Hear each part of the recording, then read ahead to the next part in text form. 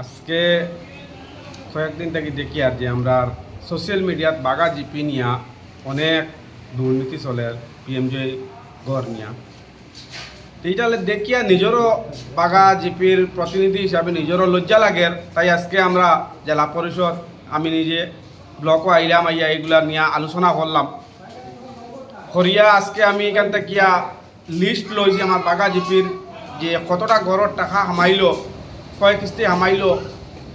আর কালকে থেকে আমরা উদ্দেশ্য নিয়েছি যে প্রত্যেকটা গড় আমরা নিজে ফিল্ডও গিয়া দেখতাম যে গড়গুলা খিদা চলে, খাদ চলে। কারণ প্রত্যেকটা মানুষ দেখা যায় আজকে সকাল থেকে বিকাল পর্যন্ত খালি পয়সা দেওয়ার কমপ্লেইন হয় যে মেম্বার হলে খালি পয়সা ঢুকায়।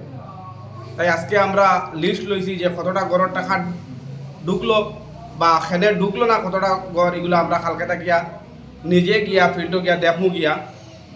আর সবার কাছে একটা অনুরোধ, যারা যারা নাম আইছে লিস্ট আপনার কাছে আছে, এখন আপনারা কোনো মেম্বার বা কোনো অফিস কর্তা কারোর কোনো পয়সা না দিয়া যদি কোনো সমস্যা অফিস হইয়া যোগাযোগ করেন বা আমরা আছি আমরা লগে যোগাযোগ করবা আপনারা, যাতে সুন্দর মতে গড় হয়। কারণ সরকারি গড়ও সরকারি হিসাবে অফিসে কোনো পয়সা লাগে না।